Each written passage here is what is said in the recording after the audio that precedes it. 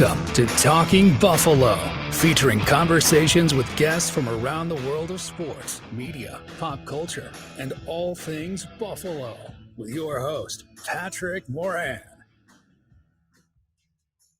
All right, what is going on, everybody? How you doing? Welcome to another episode of Talking Buffalo, your weekday daily driver for Buffalo Sports Talk and more. I am your host, Patrick Moran. Thank you very much, as always, for listening, for watching, for viewing, for subscribing. Appreciate y'all very much. Cheers.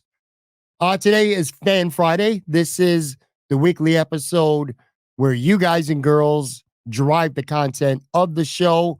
I plucked some of your questions and comments from my Twitter, Facebook, YouTube, etc. Some really good stuff we're going to get to today. And we're going to dive in just a second, but real quick here at the top. I don't want to waste time. This is a fun episode. This is probably my favorite one to do of the week because, again, you guys control all the topics. Just want to say, though, this is going to be, if not the last, one of the last times that we do a Fan Friday on Friday. Love the concept of this episode. Is not going anywhere. Well, technically, it is because it's not going to be on Fridays pretty soon. Friday is going to be a show that I start doing a lot more live shows. The winter's over with.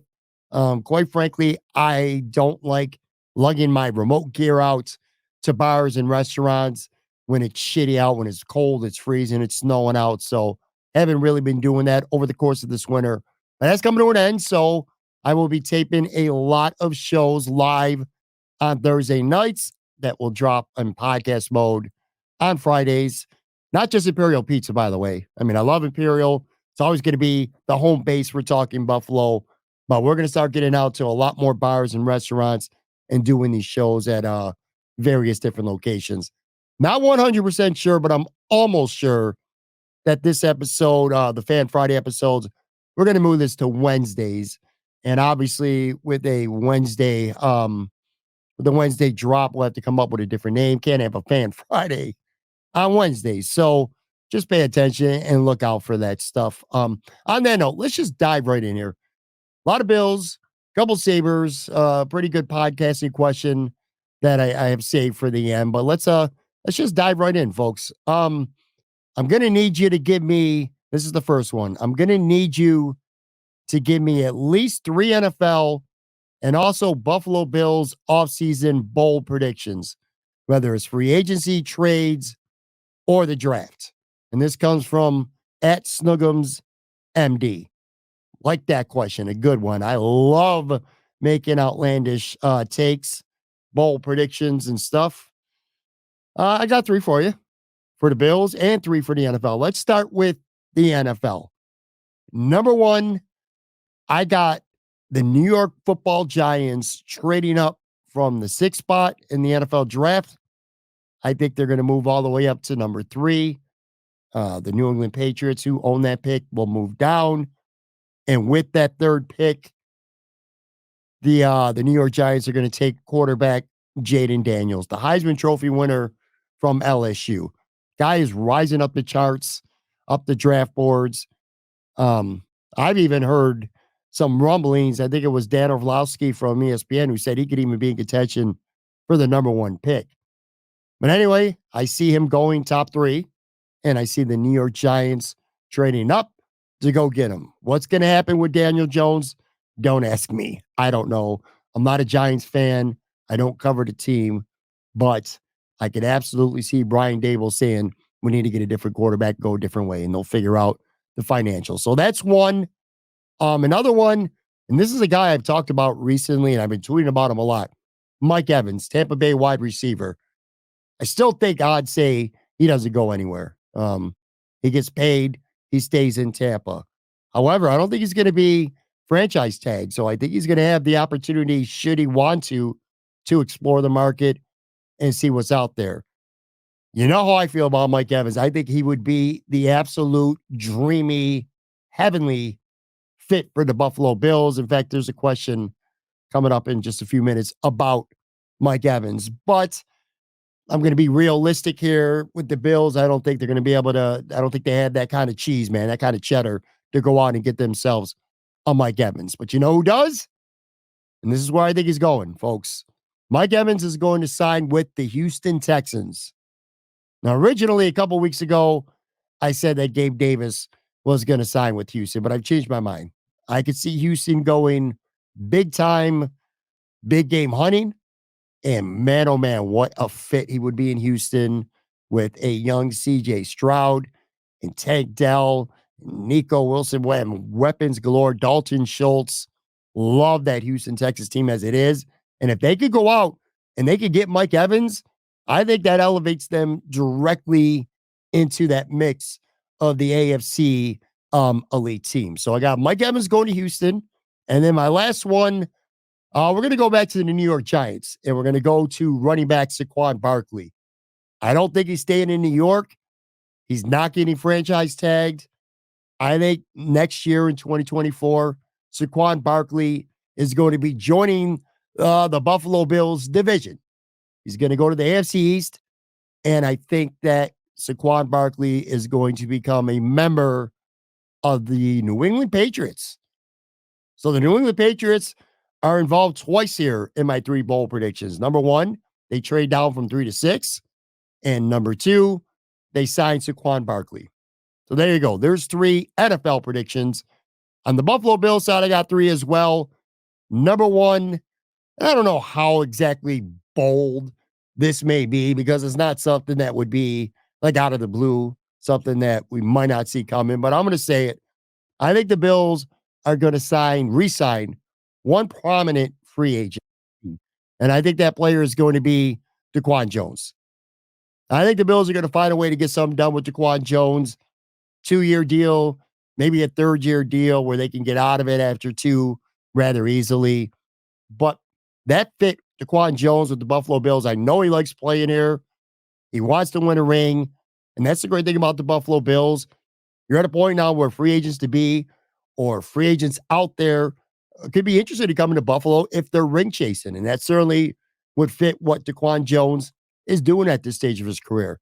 We know what he could do. That first month of the season in 2023, DaQuan Jones was playing, forget Pro Bowl. DaQuan Jones was playing at an all-pro level. Then he tore the pec, came back at the end of the season. He was all right, but he wasn't the same DaQuan Jones that we saw in the first month. Anyway, I think with the Bills having needs at defensive end and wide receiver, we're going to have to bring some fresh blood there. If they could go out and re-sign DaQuan Jones and maybe just get one veteran backup and maybe head to the draft in the middle part of the draft for more defensive tackles, they'll be set. So I think they're going to re-sign DaQuan Jones. Talked about Gabe Davis. I'm going to say Gabe Davis, who obviously will not be signing with the Bills. Gabe Davis is going to go to the NFC South, and he's going to be a Carolina Panther. There you go. Gabe Davis is going to play with Bryce Young next year in Carolina. So that's bold prediction number 2. And then the last one, the Bills are going to sign a couple free agents from other teams. I feel like they're going to have 19 to 20 starters back from last year's roster. One position where I don't think the starter is going to be back is free safety. I think Micah Hyde, whether he retires or whether he, the Bills just don't re-sign him. I think he's done in Buffalo. I'm going to say the Buffalo Bills sign Baltimore Ravens starting free safety Geno Stone. I think that is a really good fit.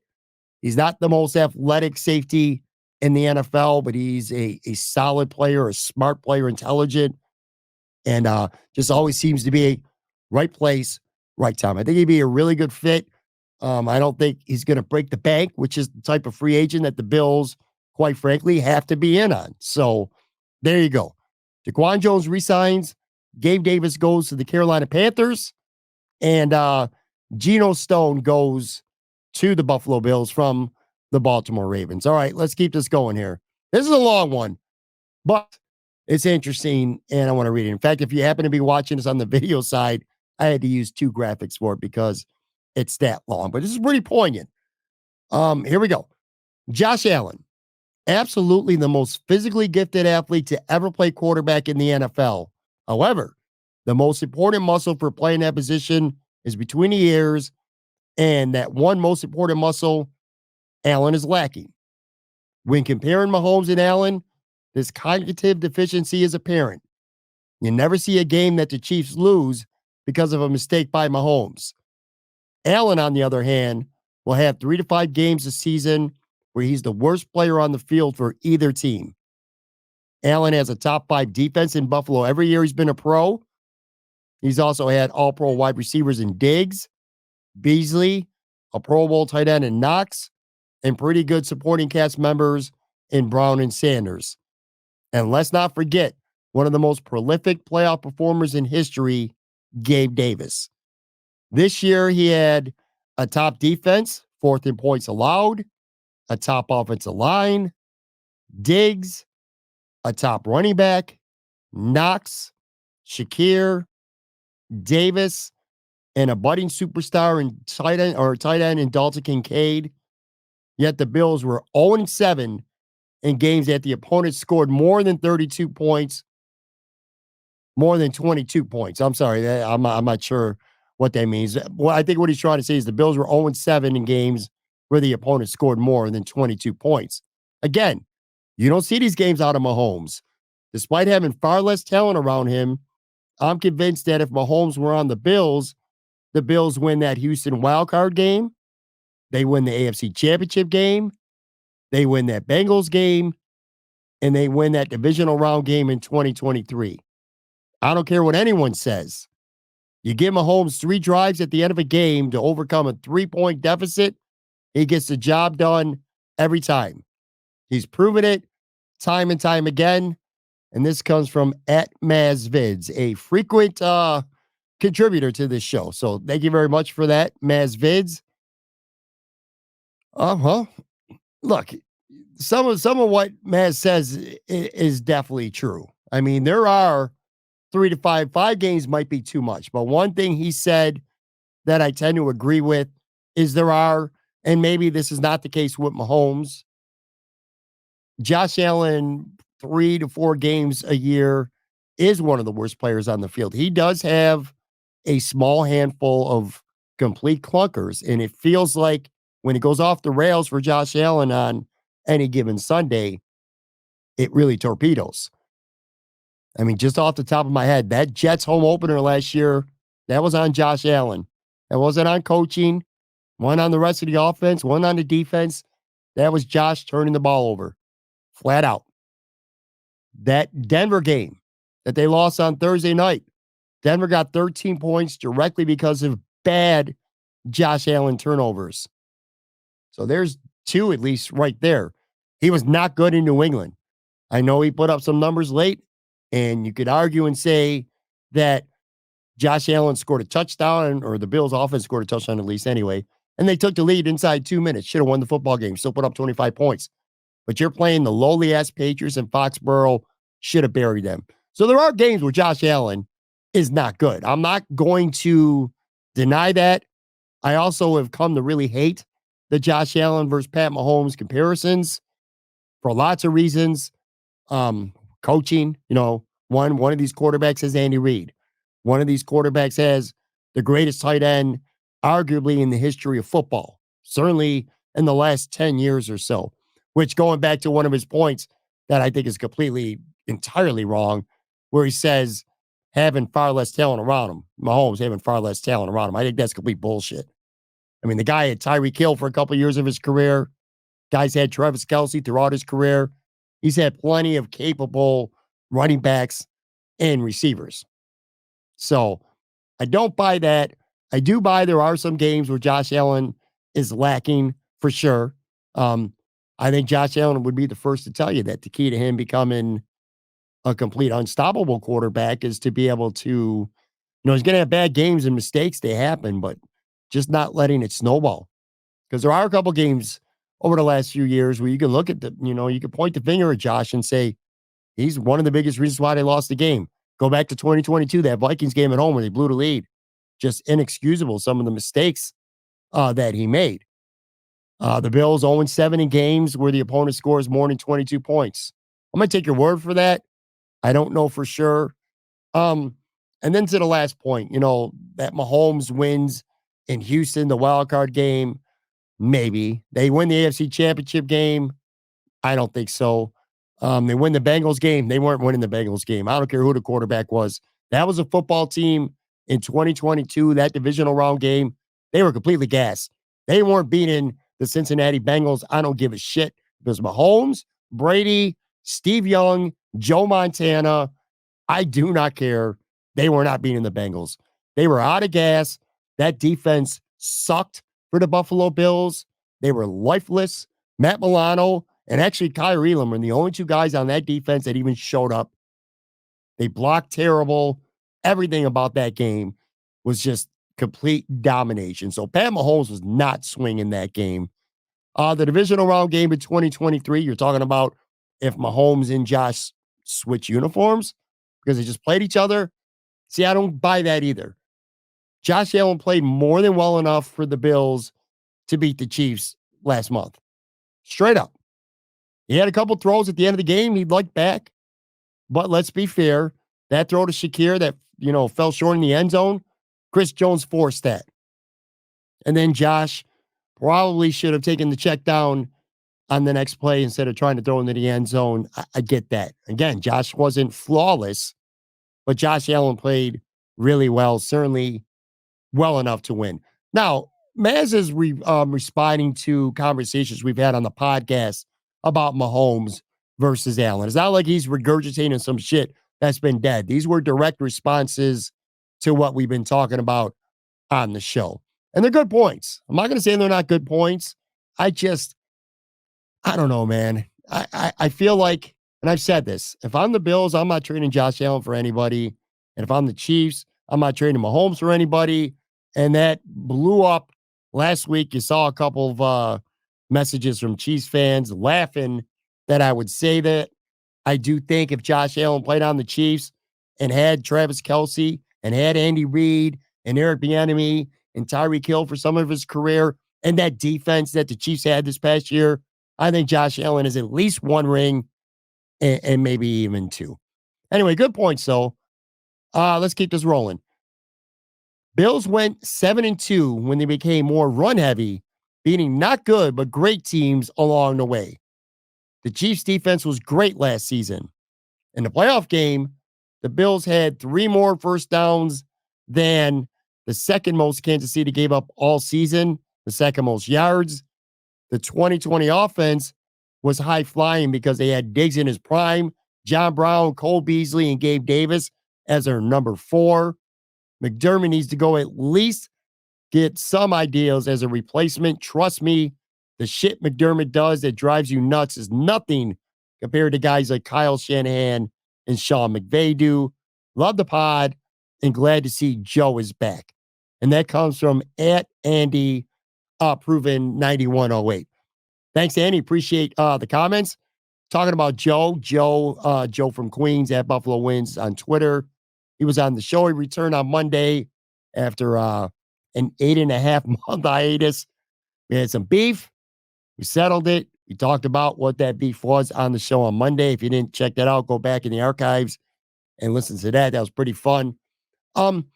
Sure. Again, thanks for the comment. 7-2 would have became more run heavy. They were 7-2 when a lot of things changed. On the offensive coordinator, Sean McDermott, seemingly his approach to the games. Your point about the 2020 offense, man, it's a little depressing because you're right about that. It was a high-flying offense. Man, that was a fun offense. You had Stephon Diggs in his prime. I don't know. Maybe Stephon Diggs is not in his prime anymore, but it's not like he's fallen off a cliff, even if his production did in the back half. I think there were a lot of factors in that. But anyway, yeah, John Brown was still good. Cole Beasley was really, really good. One of the best slot receivers in the NFL. And Gabe Davis was their number 4. Yeah, those were the good old days of the Buffalo Bills high-flying offense for sure. I'm not really sure, if what you're saying, any of this is a question per se, but some really good points. So thank you for that, Andy. Let's keep this rolling here. We'll get one more before the break. It's so odd that McDermott says he follows the Andy Reid philosophy for offense. No one can recognize what they were trying to do in the first 12 games.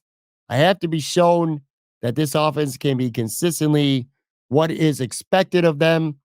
You have Josh Allen and a healthy O-line. There should be no excuses. Gabe is a good teammate, but he is maddening to watch. The mix-ups and drops. Soon enough, thank you, Brian Brian P. 150H. Yeah, the offense doesn't have any excuses at this point. I agree with you there. Maybe last year going into the season or at some point of the season, they changed coordinators. You have maybe that excuse. But for all the injuries that the Bills had last year, almost all of them were on defense. The offensive personnel was relatively healthy all season long. I mean, you had some go down. Dawson Knox was on IR for a while.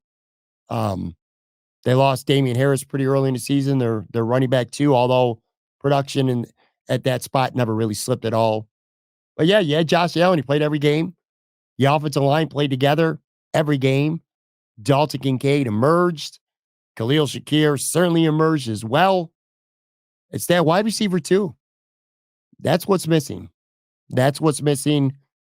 I love Gabe Davis. I've been a founding member of the Gabe Davis fan club. There's nobody who wanted Gabe Davis to work out more than me. I can promise you that. It just never came to be. So it is what it is. But yeah, you're right, man. There's no more excuses for the Bills when it comes to this offense. They're going to add somebody to it too going into this offseason. Anyway, real quick break, come back. We got some Bills stuff and also some Sabres stuff as well.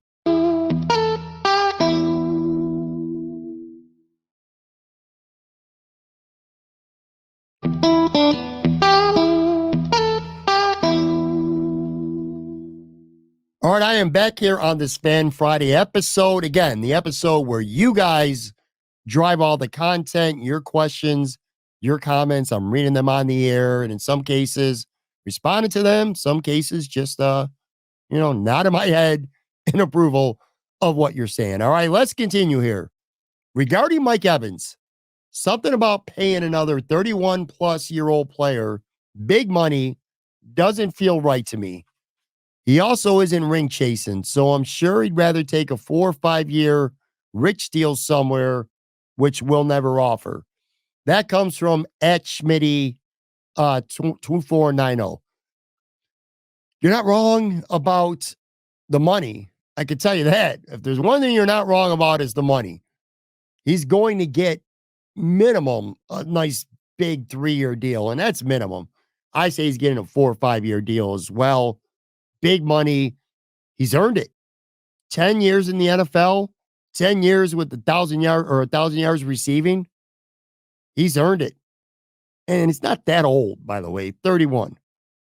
I don't know. I get why Bills fans want a young receiver. I get it. But if you could sign Mike Evans to a 3-4 year deal, figure out the money later. Because I'm thinking in my mind, you got Kincaid and Shakir who become really good secondary weapons. And then you have Stephon Diggs and Mike Evans. I mean, are you kidding me? Mike Evans, from a football standpoint, is the perfect, and I mean perfect match for the Buffalo Bills. You could take any free agent out there. And maybe you think I'm exaggerating. And if you think I'm wrong, let me know. Leave a comment under the video. But anyway, if I could have my choice right now, if I could be Brandon Beane and Terry Bagula said, money's not a factor, we'll figure this shit out. Let's find a way to get a free agent. I think Mike Evans might be my pick. Any position, any player. And I know he's old, and he's getting up there, I should say, at 31 years old. I completely understand that. But the guy does everything that the Bills need, that they don't have right now. Contested catches, separation, a guy who will make that catch in heavy traffic, a guy who will get down the field, and a guy who will not drop 3 fucking passes down the field against the Kansas City Chiefs in the playoffs. If Mike Evans, you sign him right now for 4 years, okay? And sometime in those first 2 years, the Bills win a Super Bowl, and Mike Evans is a big part of that. And then he falls off a cliff, and you got to eat significant dead money to cut him. Who gives a shit? You just won a championship. Isn't that what's supposed to be what it's all about? I keep hearing all the time people, young guys, young guys, young guys. I get that. I do. I don't want a team full of old people, but your goal is to win a championship every year. That means you put out the players that can give you a best chance to win that championship that year. And Mike Evans, just again, with what this offense has, and the one thing that it is missing, it's got Mike Evans' name written all over it. All that said, probably a moot point. I got a couple friends, by the way, who are big Bucks fans. I mean, they're like really locked into their team. And they all tell me that they would be shocked if Mike Evans goes anywhere. And even if he does, I just don't see the Bills being in a position to pony up what it would take to get him. So, like I said at the beginning of the show, I think Mike Evans is going to go to Houston or some team that is good that's going to give him some really big money. Unfortunately, just don't think it's going to be the Buffalo Bills. All right, keep going here. I like the idea of a former star wide receiver on. Oh, by the way, this is in regards, these next two are in regards to New Orleans Saints wide receiver Michael Thomas. I tweeted earlier in the week if I could be fantasy GM right now, that I would consider signing Michael Thomas to a 1-year prove it type of deal. In fact, we had an episode a couple days ago where I listed 10 realistic Bills wide receiver targets, and I included him on that. So anyway, these next two are in response to my tweet about that. First person says, I like the idea of a former star wide receiver on a cheap prove it deal, but Michael Thomas doesn't really add anything useful, to be honest. Doesn't add speed, not a guy who wins on the outside or runs blocks or run blocks, not even a separator or a great zone wide receiver either. He just runs slants at Stonks Sloth. And then the second one says, again, regarding Michael here, it's been 5 years since his last big year. This feels like Josh Gordon without the drugs. At VJ Girardi 3. That's pretty funny. And it's pretty good because it has been since 2019 since Michael Thomas has lit up the NFL. Yeah, look, the guy can't stay healthy. He's been hurt. He's been hurt, which is why I think you could go and you get a guy like that for $3 million for 1 year. I saw PFF and Spot Rack maybe. Their projections, even on a prove a year, would be like $7-8 million. Now, if that's the case, hell no. Hell no.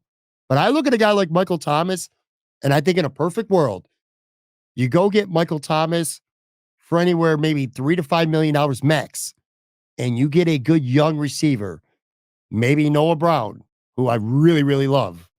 I'd love to talk about him again today, but no one really asked about him. Anyway, whether it's a young emerging player like that or whether it's a first round pick. And then you have a guy like Michael Thomas who ideally could be what Emmanuel Sanders was to the Buffalo Bills a couple years ago. A guy who you want him to be that fourth receiver, but a guy who, if Stephon goes down, if the rookie goes down, or if he's not ready, or Shakir, anyone goes down, Michael Thomas can take on an increased role and your offense will still be good. That's the idea behind me liking Michael Thomas. Now, that said, he does get hurt all the freaking time. I think he's played, 10 games or some shit like that in like 3 years. So you'd be taking a real big chance. And this is an organization that has suffered through a lot of injuries, especially these last 2 damn years. So in hindsight, maybe my take on Michael Thomas is kind of dumb. But anyway, that's a real good take about the Josh Gordon without the drugs. Let's switch gears here over the last handful of minutes. This is a Sabres related one. A Sabres fan of over 35 years, and next year is it for me. If this shit carries over next year, I'm done. Pagulas are the absolute worst ever. Half-ass everything. It's a goddamn joke. At Wayne 387. Let me read another one too here. Guy says, I have been a hockey fan since the late 1960s, and although I am a Rangers fan in my heart, I have always loved and rooted for the Sabres too. I just don't understand this current team. To me, they have what is needed to make the playoffs. What an enigma of a team. One night they are brilliant, and the next night dreadful. They are so much better than this at John W. Locks. That's a really, really, really good take, John, because this team truly is a goddamn enigma. They really are. It is so frustrating. They play well one night and they stink the next. And there's no plausible explanation. Now, if you would have told me a while ago that the Sabres would kind of stink this year, you know what I would have said? Honestly, I would have said the goaltending's awful. That's what I would have came up with. They put all the eggs in the basket of Devin Levi, and the rookie just wasn't ready to play. That is true, by the way. But you look at this team, and Ukko-Pekka Luukkonen has been the MVP of this team. He's been great. The goaltending has been borderline elite. It has been elite, at least over the last 2 months or so. UPL's been amazing. But yet this team can't put together any winning streaks. They played, 60 games right now? And by the way, they're playing later tonight. I'm taping this late Thursday afternoon. They play in Tampa on Thursday night. But this team's played like 59, 60 games, and they got one 3-game winning streak the entire season. And it just took until last week before they even had that. So yes, it is maddening. It's the same group of guys as last year, a young core, a young team who has a year more experience. They should be better. The goaltending has been pretty damn good, but yet they're losing. And they are just god freaking awful at home. That might be the most frustrating thing. And that's that is the reason last year why they didn't make the playoffs. They missed the playoffs by 2 games. They were 3 games under at home last year. Case closed. That's why they didn't make the playoffs. This year, don't know if they were a couple games over 500, they'd still be a playoff team because they haven't been as good on the road this year as they were last year. But it does say something that they are considerably better this year on the road, again, than they are at home. That's pressure. That's young dudes not responding to pressure to play at home, the distractions that come away from the rink. That is a coach who knows what his future is. The team is not ready to play too many nights. You can't tell me that it's not coaching. You can't tell me it's not coaching when a team comes out night after night, probably 15, 18, to maybe 20 times this season, and they fall in the 2-goal or more deficits at home in the first period. How does that happen? You're not coming ready to play when you're falling down multiple goals at home. How many times this season have the Sabres went a half a game or longer without scoring more than maybe 1 goal? It's like they sleepwalk through starts. And yes, they're young players, and you got to put some of the onus on the players. They got to get better.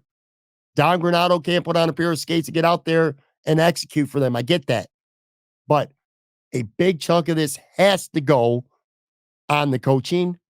A big chunk of this has to go on a general manager who went out and signed Eric Johnson last summer. Didn't work out.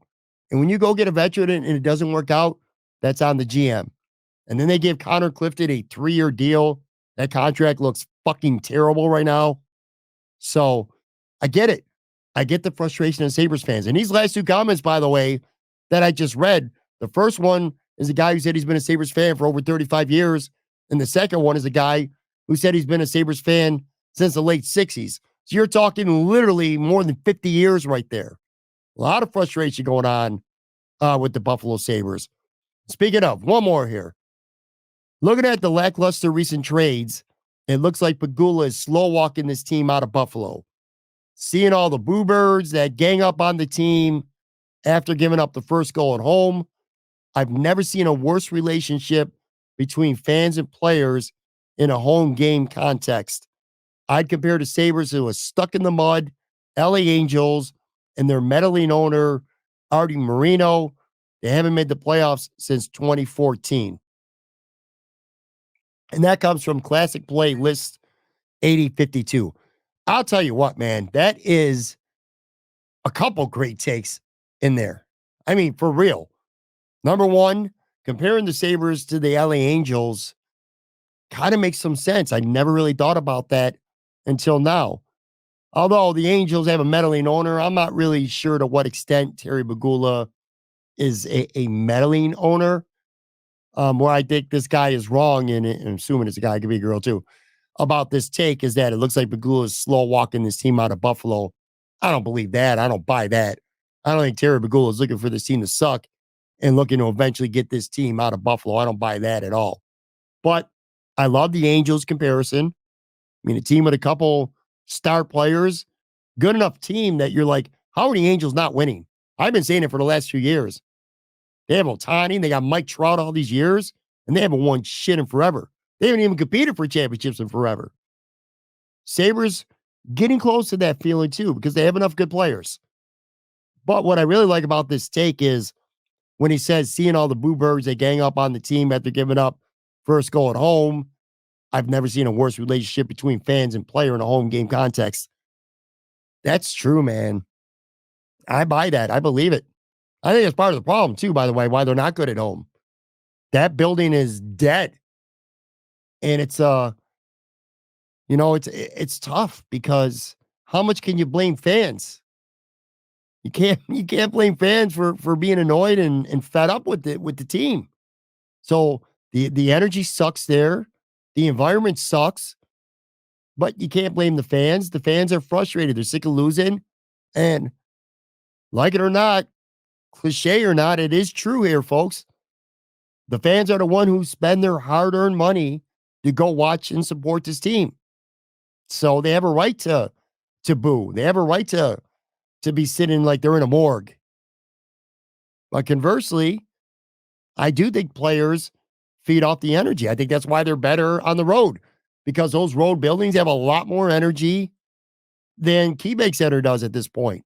So it's a true double-edged sword. It really is. And I don't know if there's a right or wrong answer. What we know is that the Sabres simply need to start playing better because if they can start playing better at home, then, maybe the fans can get back into it. But anyway, to his point, the relationship between the team and the fans really, really is shitty. If I had 100 comments right now from people about the Sabres, I would project 80 to 85 of them would be negative, like the ones I just read. Maybe not quite that negative, but at least to some extent negative, because there's just not a lot to feel, really great about when it comes to the Bills right now. Real quick, too, by the way, before we get to the last one here, if you want to be involved in this show, you want your question or your comment read on the air, hit me up, man. Twitter, Instagram, TikTok, they're all at Patrick Moran TV. Facebook and YouTube is both Talking Buffalo Podcast. On the YouTube side, pretty simple. Just watch one of the videos and leave a comment. If it's good, I'll pluck it and I'll probably use it on this show. All right, last question here. And this one's pretty interesting. Who do you think is the most underrated podcaster in the Buffalo market? This comes from Thomas Colson. It's a really good question. Sorry, I had to take a quick sip of water. I'm going to surprise you here because this might be an answer that you don't expect. I think the most underrated podcaster in the Buffalo market actually is Tim Graham. And I'm going to have to explain that because when you think of Tim Graham, you think of the writer. Tim, without question, is one of the very best writers, not just in Buffalo, but in the business, period. And I'm not telling you something you don't already know. That's well known. That's not underrated. Tim's not an underrated writer because everybody already knows what kind of writer Tim Graham is.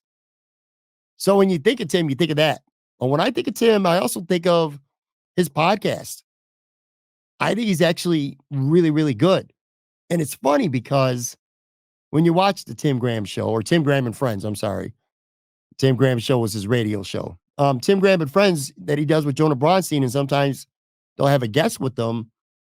I like his podcast for a few reasons. Number one, the setup. I'm sitting here kind of being condescending towards people who spend really good money on cameras and microphones and studio stuff. And I got all kinds of expensive shit here. Like my setup is pretty relative to others elaborate. But you got stuff like that. And then you have somebody like Tim, and you tune into his show, at least especially on the YouTube side.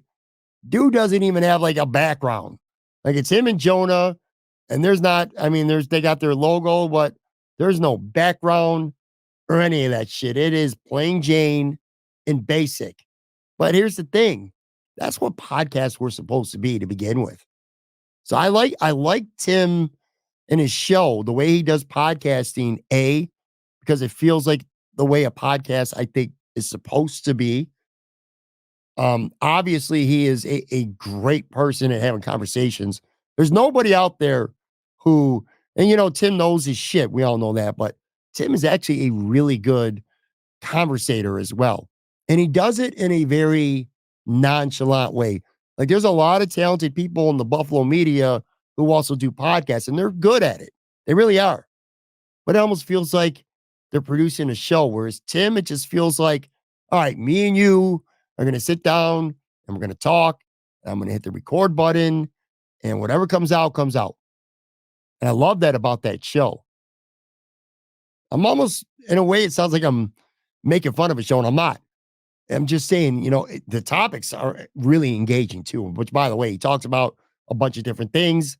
There are a lot of shows out there that we all watch that I'm big fans of, but they're football shows. There's a couple that are hockey. Tim talks about whatever the topics are worth talking about, but I think he does it low key better than anyone else. It's just the production value of his show, I guess, to wrap it up, the production value of his show, at least on the video side, kind of stinks. No fancy mics, no fancy backgrounds, none of the bells and whistles. But what you get is meat. You get meat and potatoes. And it's just really interesting. Like every time I press play on a Tim Graham podcast, I almost always end up listening to the entire thing. So anyway, to answer your question, I think it's actually underrated on the podcast side, Tim Graham.